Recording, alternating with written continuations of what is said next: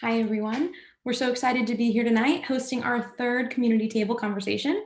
Community table talks are monthly discussions hosted by Beyond Type 1, focusing on issues and topics facing the entire diabetes community.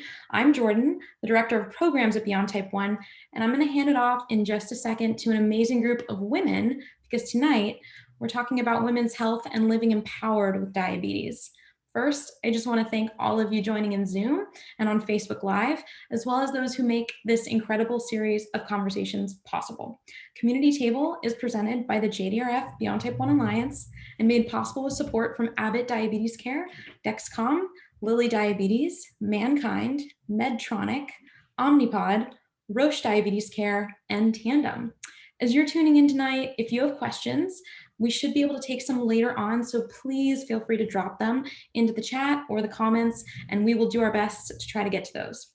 For now, I'm going to ask our awesome panelists to go ahead and come on video, and I'm going to hand it off to Lala on the Beyond Type 1 team, who's going to be moderating this conversation tonight. Lala, feel free to take it away.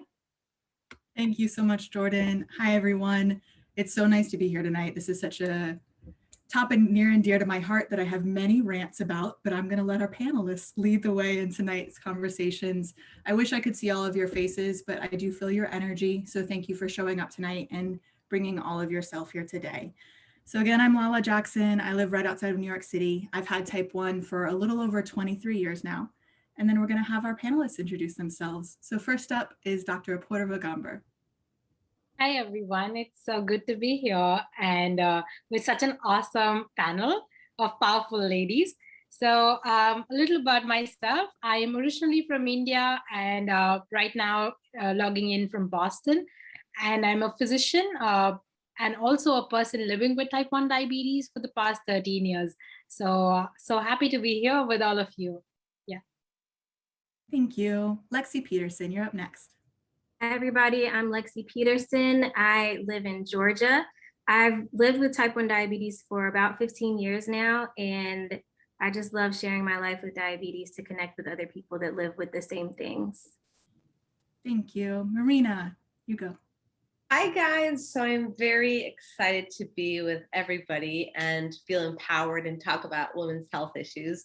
I live in Miami. I'm originally from the border town of El Paso, Texas, and Mexico. And I've had diabetes for about 20 years. I'm a registered dietitian, and I think having diabetes made me become a registered dietitian. And I recently wrote a book on pregnancy and diabetes. So that's another topic that I really love. And now I have 2 toddlers that might come in at any time, but really happy to be here. Thank you. And Jess, over to you. Hi, guys. I'm Jessica. A little about me. I live in Southern California. I've been living with diabetes for this July will be 5 years.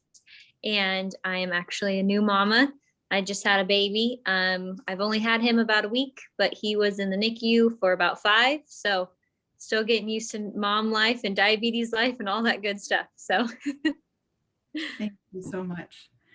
Before we jump into our discussion, and it's going to be a really great one, I'm really excited about it. I want to throw out a few bits of context, a few little caveats. Obviously, it's Women's History Month. It started back in the late 70s in California as a week. It became a monthly celebration of women's contributions to everything, because there's a lot back in the 80s, and then became this worldwide celebration of women's contributions to the world, everything we bring. But we can hold that truth and empower each other and empower women while also knowing gender is a social construct. It is fluid. There's a lot of people that have very different experiences of being a woman in the world. The things that we're going to talk to tonight kind of fall into 2 buckets. The first half of our talk are going to be more of the logistics side, hormones, pregnancy, menopause, all the like nitty gritty stuff that we just don't always get the right information from healthcare providers. So a lot of it comes down to sharing it with each other. But we also want to acknowledge that not every woman experiences periods, pregnancy, things like that. And not everyone who experiences periods, pregnancy, everything like that is a woman. So we want to make sure we're really paying attention to that, but also know that there's only 5 women on the panel tonight and we only have an hour. So we're going to cover what we know. We're going to share our experiences with you, and hopefully that will give you some gems and some tidbits to then go and be able to learn more. We hope you hear things tonight that send that little light off and give you that, oh my gosh, now I know what's happening moment, because I know it certainly happened for me when we're having these conversations. So drop your questions in the chat at about 8:40 or so. Jordan's going to feed some questions to me so that I can feed them to our panelists and we can answer some things that you have going on. And otherwise, we're going to dive right into it. So the first question tonight is, what's the top thing we wish someone had told us in the middle of that Venn diagram of women's health and diabetes, that little section in the middle that's really hard to figure out sometimes? If we could go back and give ourselves just the most impactful piece of information or pieces of information, what would that information be? We're going to start with Dr. Oporova. Headed over to you. Thank you so much, Lara. So I think one thing which somebody should have told me when I was diagnosed with type 1 would have been like, it's okay to not hit that, like strike that perfection of 100%.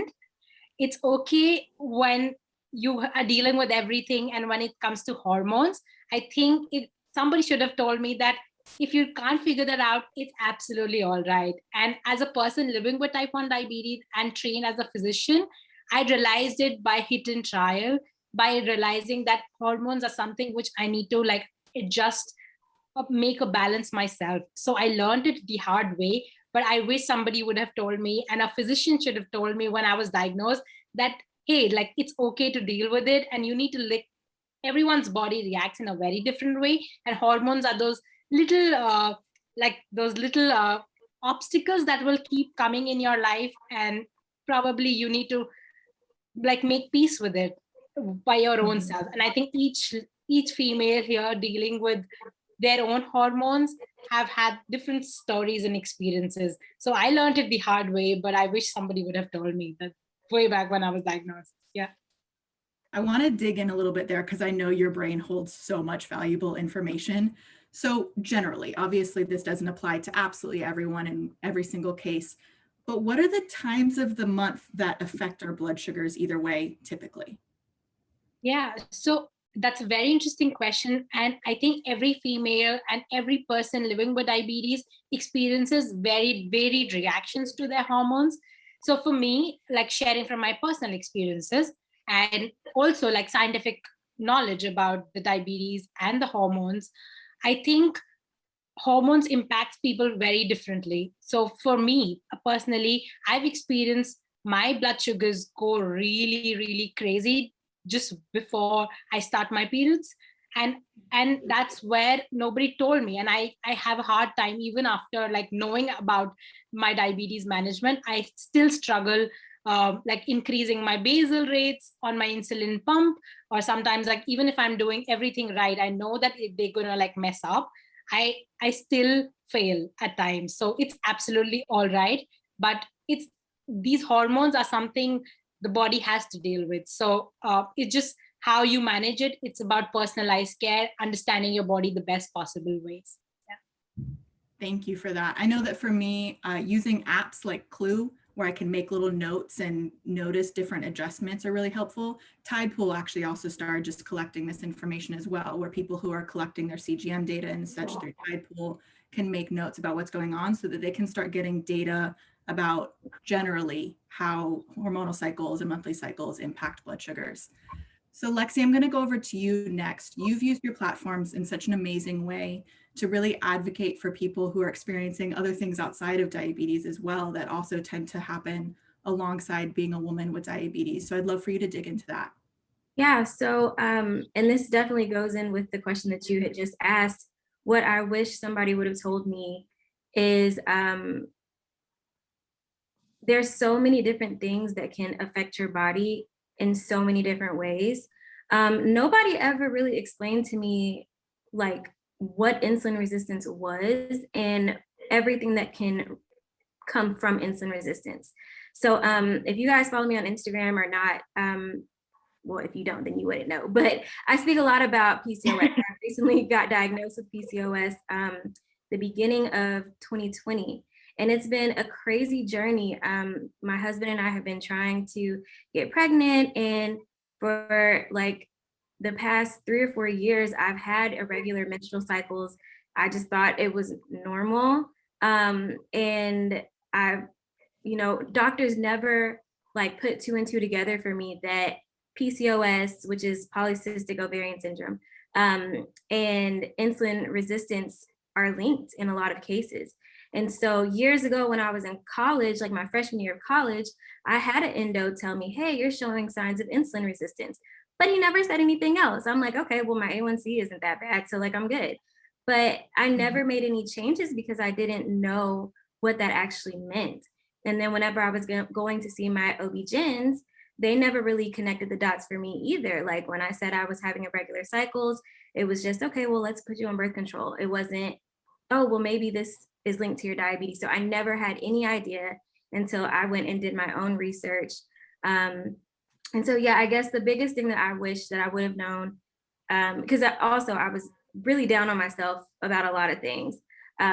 But you can do everything right. I did everything that the doctors told me to do. I ate relatively low carb diet. I didn't just go crazy all the time, with sugary foods and all that stuff. Like I did everything that I was supposed to do. And here I am because I didn't have all of the information that I really needed. And to add to that too, PCOS and diabetes very often go hand in hand for women. It's quite common that someone who has PCOS will then find out later that she may have type 2 or the other way around. And it's just one of those things, because women's health isn't funded enough. I'm not going to go on my rant.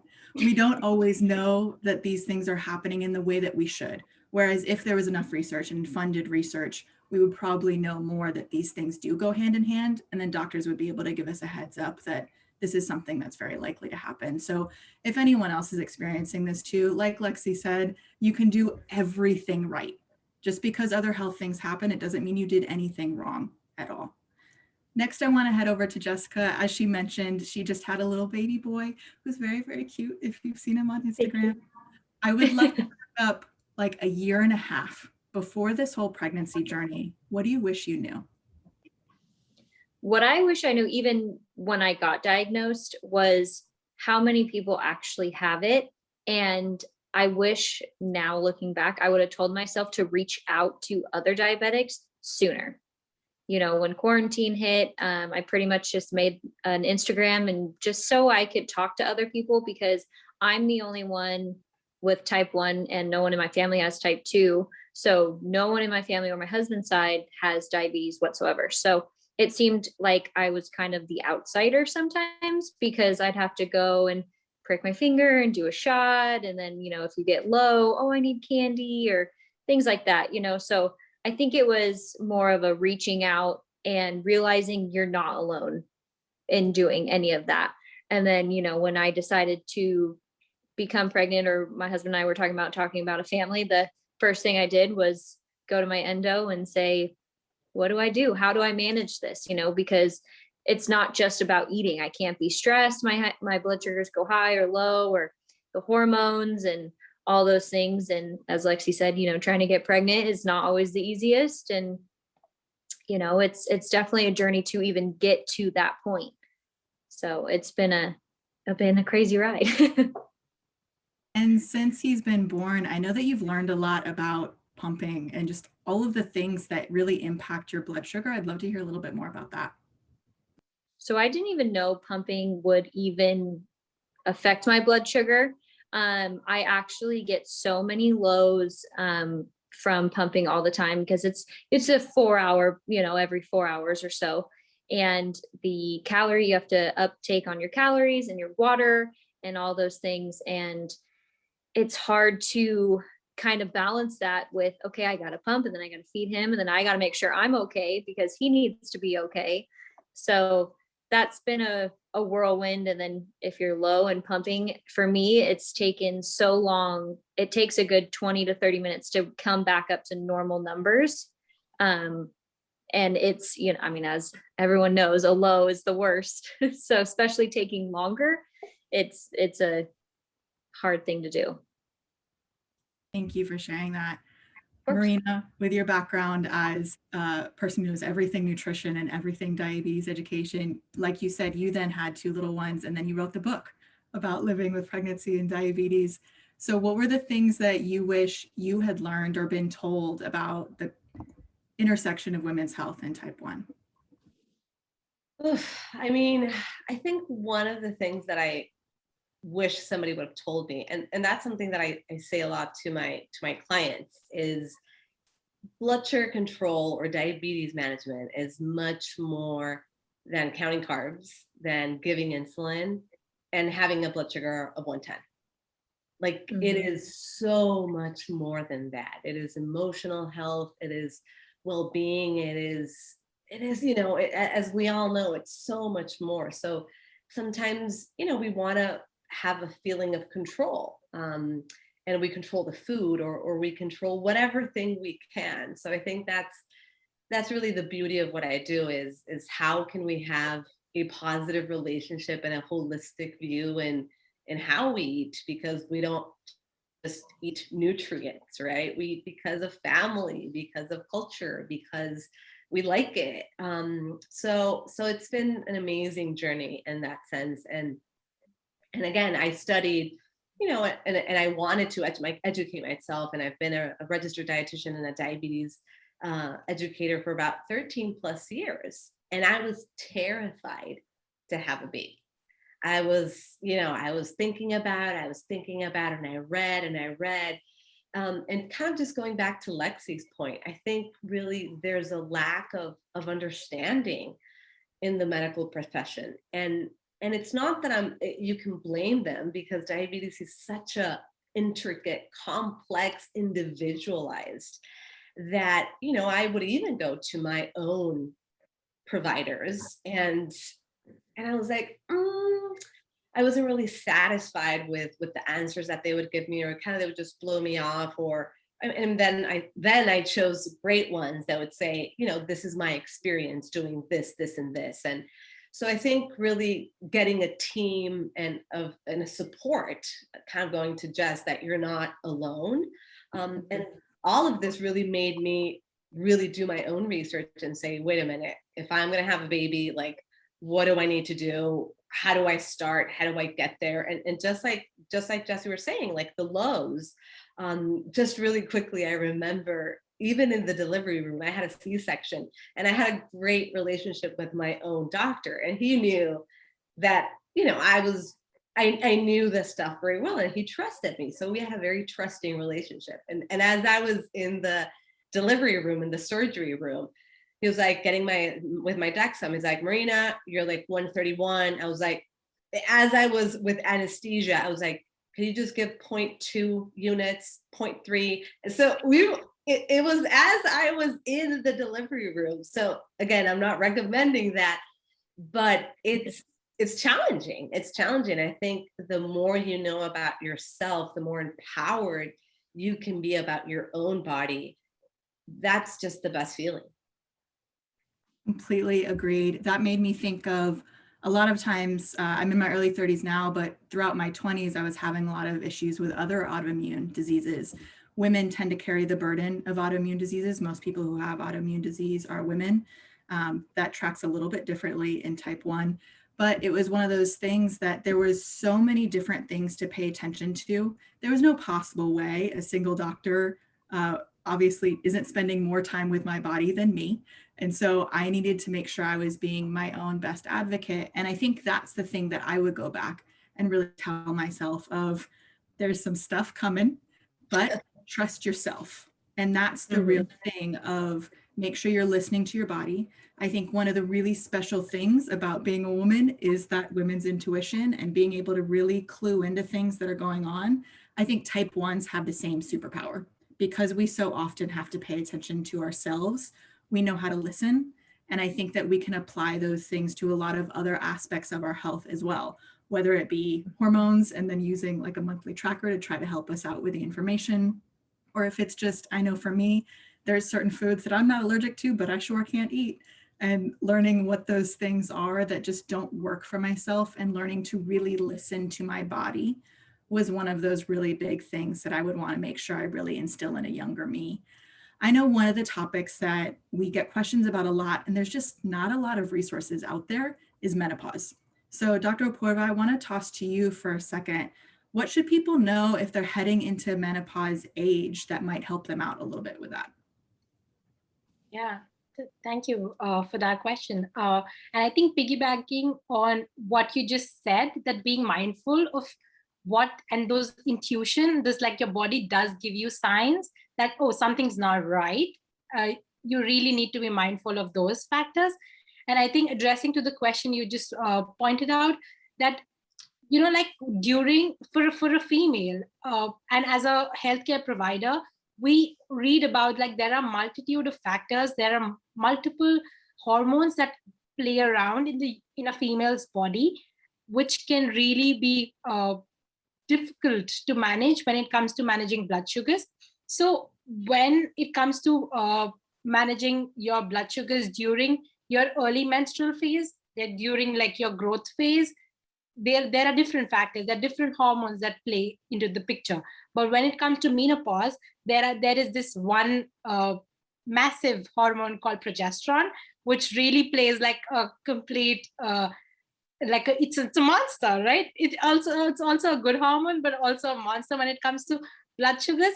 So when it comes to menopause, there are also those hormones we really need to be mindful about. So I think with menopause, it is important to understand everyone's body is going to react very different.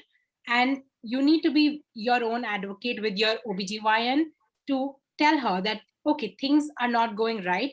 They might need to adjust your blood sugars management routine, because it is counterproductive. Progesterone actually increases your blood sugars. It's totally works opposite to how insulin acts. So that's what's important to understand, that your body will behave in a very different way. You need to adjust your blood sugar, your insulin regimen to understand how your body is going to react to progesterone. And also during menopause, there are other additional things which you can incorporate in your regimen, like incorporating yoga, exercise, which will improve your insulin sensitivity and help incorporate that resistance that is coming up with progesterone in your body. So you really need to be mindful and also advocate for your own personal individualized care with your OBGYN, and while you seek professional care as well. So yeah. I just learned some things, so thank you for that. I know that for me, I know this statement comes from a place of privilege and depends on your insurance and depends on where you're around, but I am a big advocate for firing your doctor if they're not working with you on things like that. If you are advocating for yourself and you are saying, hey, look, something's going on, I don't have the help I need, and that doctor isn't listening, if you are in a position to do so, it is completely okay to walk away from that doctor and get a new one. I think a lot of times we feel like just the kind of way we were raised, doctors know absolutely everything. And a lot of really great doctors do, or they're willing to do the research with you. They're willing to say, look, I don't know what's going on, but I'm going to ask all my colleagues and we're going to figure this out together. And that's such a vital partner to have in your journey. So if you're experiencing things like this and just not getting the help you need, don't stick with something that's not working. Try to move around if you can, if you have the ability to, or lean on places like Beyond Type 1, the Beyond Type 1 community app, Beyond Type 2 community app, and ask your peers if they have any suggestions for what's going on. Marina, I want to toss over to you for a second. We've gotten a couple of questions about things like what's a healthy A1C when you're trying to conceive, or what's a healthy A1C when you're actually pregnant. And then also some questions around how insulin dosing changes when you're pregnant. Can you touch on those a bit? Absolutely. So, and one thing that I didn't know was that in that first trimester, this is such an important, I'm going to maybe overstate and say, one of the most important trimesters in a pregnancy with type 1, because this is where all your baby's organs are being formed. And so that's why we hear a lot of the times pre-pregnancy is often the most important component. So to answer the question, we really wanted to have it under 6.5, under 6, some literature might say, as long as, we're not having severe hypoglycemia. So essentially, we want to become as normal, or we want to have blood sugars as normal as possible. So under 90 to 95 fasting, and really 2 hours, 1 to 2 hours later, anywhere from 120 to 140, which to me was like, what? You want me to have a blood sugar 1 hour after eating in the 120s without going low? So it really seemed really daunting. But once I understood the why, is that many women might not realize that they're pregnant, maybe in their 4th, 6th week. And by that time, it might take a couple of extra weeks to get back into maybe control or start changing some things. So that's the part that it's really important for the baby's formation, where all the neural tubes are being formed. And again, if you're not there and you already were pregnant, and your A1C is not in the target range, again, there's no need to panic. You could still do a lot of things that are not going to necessarily impact your baby.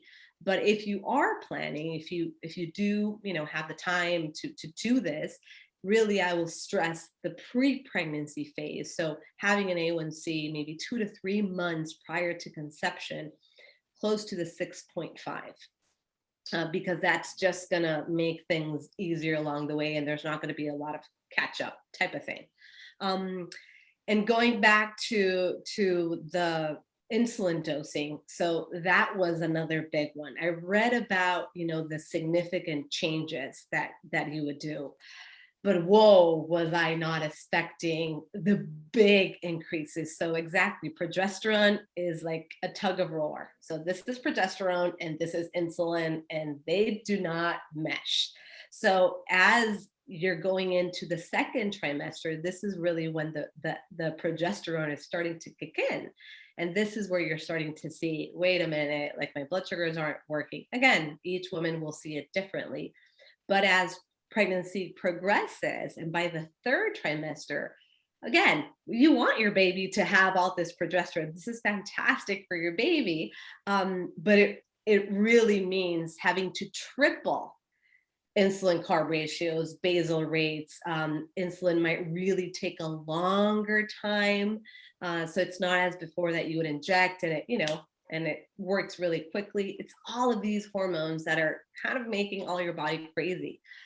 So just knowing that, just saying, oh, I'm not crazy. There's not something wrong with me. If all of a sudden my insulin to carb ratios I started at 1 to 12 to a 1 to 3, 1 to 2 by the end of my pregnancy. That is normal. Mm-hmm. That's so helpful. Jess, I know you were nodding along. Any other things that you learned doing yours related to this? No, she nailed it right on the head. But I think I would say, again, going off of my own experience, was I kind of knew I was pregnant because I was low 24/7. And I was like, this is so weird. Like, what in the world? And as soon as I found out I was pregnant, it was like, I was a solid 75 for a good, I swear, 3 weeks. And of course, the insulin resistance finally kicked in, but it was constant lows. He was growing and I was just low all the time. So did you know that there's a phenomenon that in some type 1 women, they start producing their own insulin? Yes. And I heard, and I didn't want to say that because I don't know if it's true, but it is. Someone told me, they said that since he or she, whoever's in there, is growing and doing all those things, they're making you have insulin because they technically have insulin, and that's why you're so low all the time. And I was like, wow, that makes complete sense. It's like a mystery that they don't know, what I've read and researched, but your beta cell temporarily restores to slight function. They don't know why or how. It doesn't necessarily happen. 2nd pregnancy might not happen, but yes, there's a lot of hypoglycemia unawareness even. Mm-hmm. Yep, totally true. To add to that, I think different trimesters, the insulin requirements also completely changed throughout the trimesters. Initially, your body would not want that much insulin because your consumption has increased, because the baby also requires that insulin from your body. And then as you move towards like your second and third trimester, the body becomes more resistant and your requirement for insulin increases gradually, because the resistance kind of plays into picture, and different hormones, progesterone comes into picture because it is there, and then it completely counteracts, like Marina was explaining about, like the opposites. It's exactly what happens at that. Yeah. I'm just sitting over here with my mouth open because I'm learning so many things. I think it's so wild that we can grow a perfectly healthy pancreas in a little baby without having one our own. That's insane to me. I know. Lexi, I want to toss it over to you before we move on to our next section. I'd love to dig in a little bit on some of the specific things you had to learn about managing your diabetes alongside PCOS. Can you specify that question? But I know we're talking a lot about like managing insulin resistance and what are the patterns that we notice and what are the little things that we had to clue in on about our bodies that we could learn how to best support it.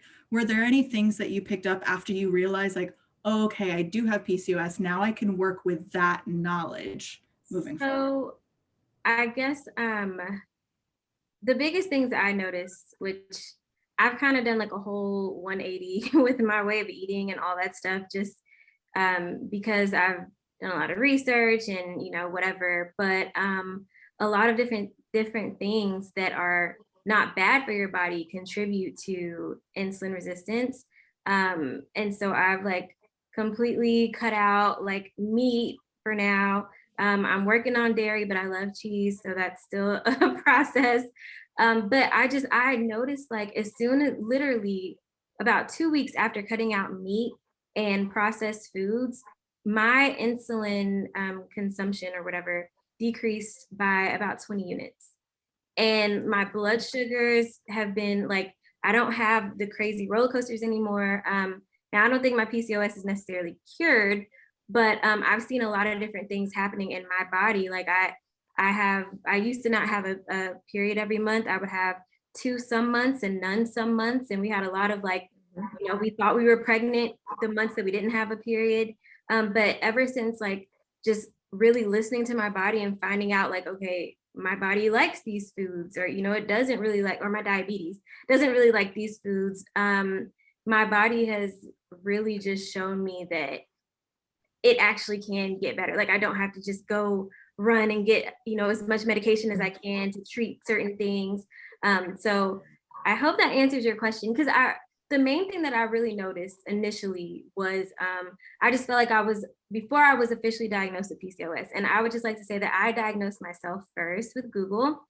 But anyway, what I first noticed was it was like I was always having to take more and more and more insulin for the same foods. Like the exact same food I would eat one day, and then like a couple weeks later, I would eat the exact same thing and I would need more insulin for it. So yeah. Another statement, our bodies are weird, but it's so good that you were able to learn those things. And I think that really hones in on the point again of learning to listen to our bodies and pay attention to patterns. It's absolutely so vital because we're the only people who can be experts on ourselves. So switching gears a little bit to set you up, Jessica, I'm going to toss this question to you first. So be thinking of this as I ask the question. Okay. The question I'm going to ask is, what's a challenge that you faced that taught you how strong that you are as a woman living with diabetes alongside all the many other identities that you live with? And the second part of this question is, what did it then teach you about supporting other women and non-binary folks? I mean, I just bring it back to pregnancy. I mean, I think that's been my most challenging moment because I've studied it. You know, it wasn't necessarily new to me, but human being. So once they were born, it was like, wow, like you're healthy. Like that is all that matters, nothing else. And so I think that just really proved to me how resilient people with type 1 diabetes are. Like we really have an extra skill that we have 2 brains. We're able to not just manage our blood sugar, but also be a mom, be, you know, a doctor, be, you know, a wife, be all of these different things on top of all of the demands of diabetes. So I am always in awe of people that have diabetes, because I'm like, hats off to you. Absolutely. And Oh, sorry, I No, was going go- to touch on Marina. I remember when I found out I was pregnant, and I was like, all I'm going to eat for the next 9 months is chicken and veggies. And one day, do it, you know, obviously in moderation, but don't deprive yourself. And let me tell you, I did not deprive myself. But at the same time, I made sure I was healthy and managed my sugars. But I also would go and eat 2 donuts on a Saturday. You know, It's it about is what it having is. a healthy and happy and enjoyable Yes. pregnancy too. It's Yep. both. It's both. Absolutely. Lexi, over to you. Oh, can you ask the question again? I was about to say, I was like, yep, I think I might have to do this again. So what is the experience that taught you how strong you are as a woman with diabetes, and how has that taught you to support others going through the same? Okay. So I think it's different phases of my life. It's always something that kind of reminds me. So, and the first thing was, you know, looking back at the time, I didn't realize it, but I'll see kids, little young kids on Instagram, like giving themselves an injection or changing their pump site. And I'm like, oh my gosh, they're so young. And then I'm like, Lexi, you were a kid when you were doing this same things, you know? And then now I started my insulin while driving, like inject it and like I need to be on time. And like in my mind, before I would go somewhere, like I'm already calculating, okay, I'm gonna be gone for this long. Let me go ahead and get this amount of snacks. And then what helped me, I guess, be more, was it supportive of others? Is that what it was? Okay. I just think growing up with a chronic illness, it kind of forces you to have compassion for any and everybody. Like, I don't think I've ever really felt more like accepted and loved by a community that like the diabetes community, you know, chronic illness. I mean, it just teaches you just to love people. And so, you know, men, women, whatever, like, I think because we all live with something where it's like we can literally make a decision and lose our lives to it in like a second. We don't take things and people for granted as much as somebody else might. No shade to anybody else who might, but Totally agreed. Dr. Apoorva, over to you. Yeah, it's so interesting to see that we all understand that diabetes is complex, but what is also intriguing is that we all come from different places. We are women from all around the world having different experiences. Like we've had different experiences. So as a person who was diagnosed in a developing country, I would really want you to shift the lens towards how it is as a woman living in a developing country with diabetes. This constant reminder of the stigma that comes along, I think that was one of the biggest challenges I faced. And it took a long time for me to finally make peace with my own diabetes and finally accept that, hey, it's okay to live with a chronic illness.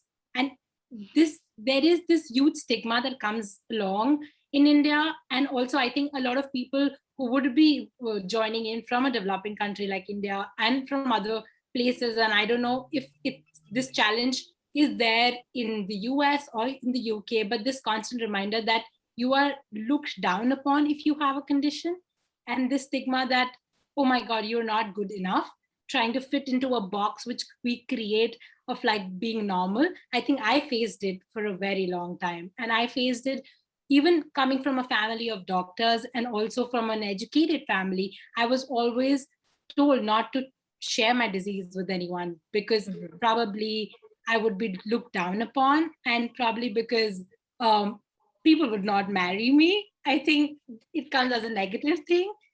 That's a huge thing in India. And I did like go through it a lot for a very long time.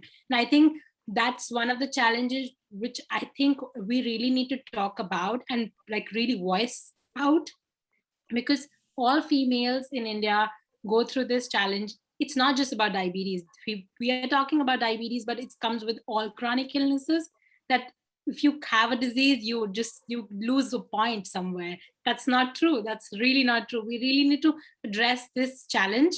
And really, I feel that this is something which we really need to talk about and bring on the table to address that. We need to, this is going to be part of me. This doesn't put me down anywhere. People will accept me whichever way I am, whatever thing I carry along, the baggage I come along with. And the more mindfully you talk to your partner about your condition, the more beautiful the relationship becomes. And it doesn't put you down. Like, I think this is something to everyone who's watching from India or probably anywhere in a developing country. Do not be scared to bring that conversation, to get that conversation on the table. And don't let anybody else tell you who you are. Like, you need to first accept yourself, make peace with yourself, and then probably you will be motivated enough to empower others. I think I took way too long to accept my condition. And finally, I realized, hey, Apurva, if you won't talk about your condition, who else will? If you don't inspire yourself, how would you inspire other women who are still battling, still trying to make that peace with their condition? So I think I would really want to work in this area where we need to combat the stigma that comes along with this disease. And we really need to finally make acceptance with our conditions. Then only we'll be able to inspire each other. I want a recording of that to play to myself. Yeah. Right. So thank you for that. No Let's kidding. switch gears a little bit and answer some questions from the audience. Jordan is feeding me some, so thank you to everyone who has put your questions in the chat. The first one, I really want to make sure that we can infuse that same energy that Dr. Apurva just gave us to this person. I was recently just diagnosed with type 1 diabetes. I was first diagnosed with type 2 and came to find out that I am type 1. I'm 23 and I'm really struggling to cope. What did you do to help cope and accept it? Anyone who would like to address that? I was diagnosed at 22, right about to turn 23. My mom's right here looking at me like, yep, she's shaking her head. I would, like I said, reach out. Especially if you're the only one, or you feel like you're the only one, go on Instagram and hashtag type 1 diabetes and message people. Stalk their Instagram, do whatever you got to do, make friends. That's how I did it. And it's amazing. You don't feel alone. You literally do not feel alone. You're like, oh my gosh, I didn't realize how many people had this. And, I literally wish I made my Instagram sooner or right when I found out, so I could reach out and communicate and just talk to somebody who truly, truly understands the lows, the highs, we're our own scientists, the whole nine. I would say 100% reach out. Completely agreed. I often don't plug my book, but I have a book called Beyond Powerful. It's Your Chronic Illness is Not Your Kryptonite.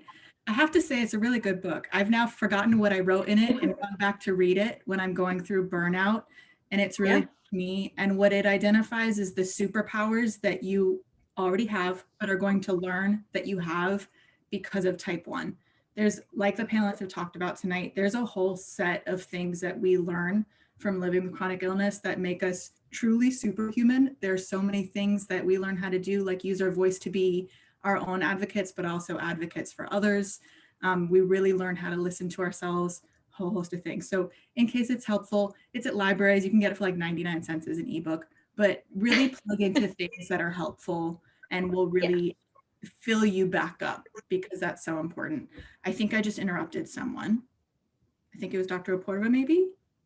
I was just wanted to go ahead from what Jessica just mentioned, that, and also mention about that diabetes can happen at any age. So like as Jessica was diagnosed at 22, there are so many people in the chat I read that were diagnosed around the same time, like around 22. And what I was diagnosed as a teenager, and I was going through a tough time. And because nobody told me that, oh, it's, you have to live with this forever throughout your life. And, like Jessica mentioned about how people can just Google or like just search. There's so much information that is there on type 1 diabetes on Instagram. When I was diagnosed, I felt suffocated because I had nobody, and people told me to hide my disease because they were just looking me down upon that, oh, I got diabetes. But I took way too long. I searched on Instagram, I made friends on Instagram, and that's what gave me that power and motivation to finally get my picture on Instagram. Hey, like, this is me, a person living with type 1 diabetes, and I can be absolutely normal. I don't carry that name tag of type 1 diabetes always, but I'm also a human with living with that condition. So I think one has to seek for help. There is a lot available. There are good people out there. It's not just everybody's going to look you down, but there's so much information. There are people who are there to hold you and lift you up from that small hole which is drowning you down. So just seek help, get out there. Instagram has a huge potential to pull you up, and I think we all got those superpowers. Let's share it and like build back better from there. Yeah. Thank you. The next question is, I was diagnosed at age 41. I'm now 44. I also live with Hashimoto's. I've been using Dexcom for a year and the Tandem pump since September. Will I ever learn my body? Yes. Yes, just flat out, yes, you will. And, obviously my experience is different than yours, but you just got to take it day by day, and again, find someone who is just like you. There's someone else out there dealing with the same thing. I was going to say, I agree that you will learn your body, but also know that your body is going to change all throughout your life. And diabetes is literally a journey. You're never going to get to like a destination where it's like, okay, I've got it, I'm good for the rest of my life. That's why it's definitely important to connect with other people who are going to be with you on this journey literally for the rest of your life, because your body is always changing. And I mean, like everybody has said, it makes such a huge difference to feel like you're not alone. The part that I was going to add, you've only had diabetes for 3 years. You're a baby. There are things that you're going to keep learning for a very long time. I've had type 1 for 23 years. As you know, I just learn new things from this conversation. And so it's always a learning curve, and the learning curve is long. Have patience with yourself. And I was just going to add, I think the fact that you are using a Dexcom and we do have this technology, sometimes it just takes like either a visit to somebody that knows to say, hey, have you noticed this, this, and that? So it might just take maybe somebody that might have that experience or that education, or that has gone through the same thing as Jess was saying, to say, oh my God, like I did not know that. And I think you're going to jump from A to Z in a very short time. So just know that there are people that are educators or doctors or even people that had diabetes that could just help you out in a professional way as well, to say, hey, look at your Dexcom, this is what's happening. Have you noticed this? So I think that could be, use technology for you. Absolutely. Our next question is going to be for you, Lexi. So I was recently diagnosed with endometriosis and PCOS, and I'm struggling to manage and control the ups and downs, especially since hormones are unpredictable already. Any advice on finding a good system or things that help somewhat control the spikes? Honestly, for me, it was a lot of trial and error. It was and a lot of conversations with my doctor, and finding that firing your doctor thing is a real thing. I got rid of 3 OB-GYNs in 1 year until I found one who would actually listen to me, and who would actually like communicate with my endo, so that we could, you know, tweak and figure out what worked for my body. But it's literally like highs and lows of not only just your blood sugars, but your emotions too, because your hormones are up and down, and it's definitely unpredictable. So I can't even give you like a concrete answer. I'm so sorry, but I do understand what you're going through, and please feel free to reach out to me. If you don't know anybody else with diabetes and PCOS, I would love to connect with you. Thank you. I think one of our last questions, unless any more get sent my way, is does anyone have trouble sleeping? Oh yeah. Oh. Before we jump into the conversation, I want to pop in a little fun fact. Yet another thing I just learned. I was writing an article for Beyond Type 1 last year about sleeping and diabetes, and I found there's a clinical trial that actually showed that if your blood sugar is I think it's over 151, maybe over 153, you're more likely to wake up during the night. So there's actually a pretty small window, and it's not as strict as the window you keep when you're pregnant, but it's still pretty strict that will really maximize your sleep. And staying within that window can be tough. So if you're having trouble sleeping, could be hormonal, could be blood sugar related. There's a lot of things that could affect it. But yes, and type 1s are very well known for losing on average about 4 hours of sleep a week compared to our counterparts. Anyone else want to jump in? Which Yeah. doesn't help with the newborn. So I'm always tired. And I think something to consider, I mean, my husband is about to kick me out of the bed because my alarms, I mean, it's like the beep, beep, beep, beep, beep, beep. And my husband's like, you know, that's also very challenging at some point because thank God I have these alarms. But, you know, it's sometimes you don't sleep as well because you're either high or either low or, you know, and that's something that when I was pregnant, the parameters are so tight that it was low, but I was technically okay. So yes, sleep is huge. One last point that I'll add is I know from auto mode and pumps that are now closing the loop, one of the biggest feedbacks that I've gotten is kids that are able to sleep, because I work a lot with kids that are able to sleep better because of that auto mode is really forcing them to kind of be in the 130 range. So, you know, maybe we have better technologies there and we might get better sleep. I do want to touch on Marina's point. I actually put up a post a while ago about just the guilt that I used to sometimes feel because my husband gets up for work so early in the morning, and when I have lows, it's always like in the middle of the night, the worst time. And I would feel so bad because I would have those alarms. But then I don't know if anybody else does, but I also struggle with like falling asleep, and then like I'll wake up kind of earlier than I want to, and then I'll be sleepy like all day, and like I'm always tired. I don't know, that might just be a me thing. But yeah, sleep, I'm always sleepy. I sleep a lot, but I never get like really thorough sleep. Yep. Plus pandemic, you know. Yeah, and the pandemic, yeah. Yeah. That's important, I think, to just put it out there.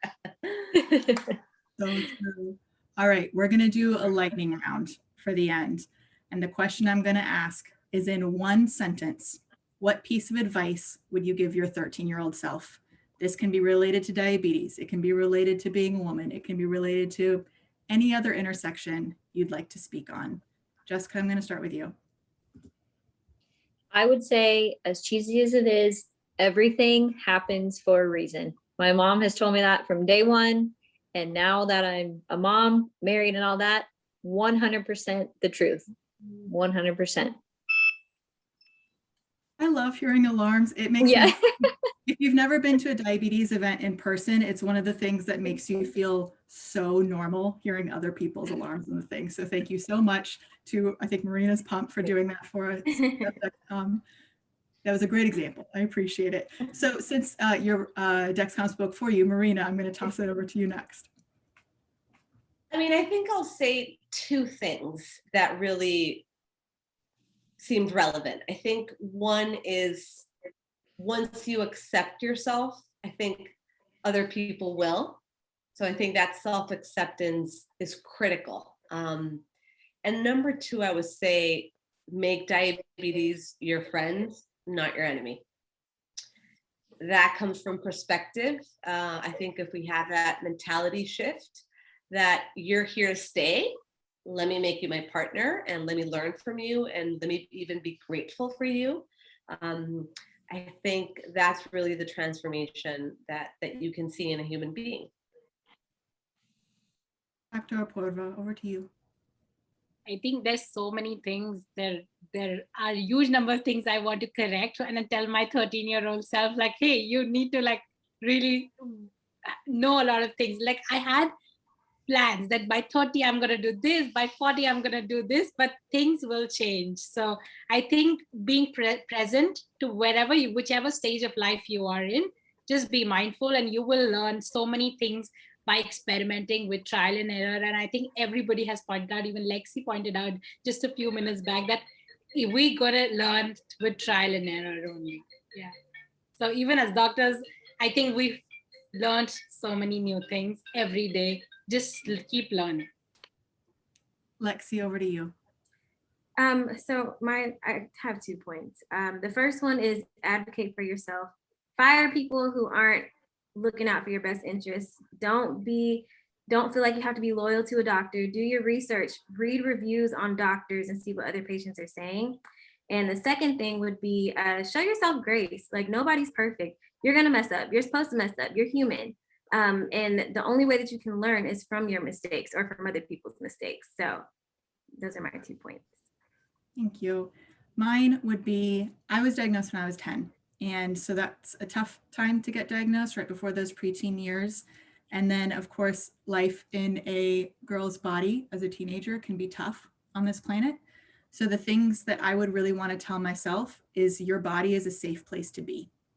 That's not going to make sense to you right now, but it will make sense as you get older, that there's going to be a lot of things you go through that's going to make it feel like it's not a safe place to be, but it is. And it's your partner and your teammates in this journey together. With that, if you have any other questions that we weren't able to get to, do email us at community@beyondtype1.org. We want to find you answers. Like I said at the start of the chat, it's only 5 women here and we only had an hour, so we couldn't cover everything, but we want to make sure we can always get you the resources you need. That is what Beyond Type 1 is here for. So do be sure to email us. Again, it's community@beyondtype1.org. With that, I hope this was helpful. I hope you learned things. Thank you so much to our amazing panelists. You have been so helpful tonight. You have poured out so much information. And a lot of these are topics that have some stigmas that we're not always able to talk about as a group. So it's so important that we were able to address them here tonight. Thank you for your vulnerability and thank you for sharing. With that, I'm going to toss it back over to Jordan. Awesome. Thank you so much, Lala. And thank you, echoing Lala, thank you to this amazing group. I can't even begin to explain how much I learned in this hour-long conversation. I'm just, mind blown over here. And thank you all for joining us on Facebook, in Zoom. You know, these conversations are tricky, they're hard, but they're super important to have. And I'm just so glad we were able to get through so much tonight. Like Lala said, there's so much we could, we could have had this conversation for at least a month at minimum. And we're going to try to, dig in and get you guys some good content stemming from this conversation. And as Lala said, if you have questions, please reach out. We want to hear from you. So thank you all for being here. And once again, just want to thank those who made this conversation possible. Community Table Conversations are presented by the JDRF-Beyond Type 1 Alliance and made possible with support from Abbott Diabetes Care, Dexcom, Lilly Diabetes, MannKind, Medtronic, Omnipod, Roche Diabetes Care, and Tandem. We've got a bunch more conversations coming your way this year, so stay tuned to our channels. If you'd like, you can register now for next month's conversation, which is going to be about talking to your medical provider, which we touched on a little bit tonight, and we all know is a very loaded conversation too. So very much looking forward to it. But until then, have a good night, and we'll see you all soon. Thank you to these ladies one more time. Bye, everybody. Bye. Bye.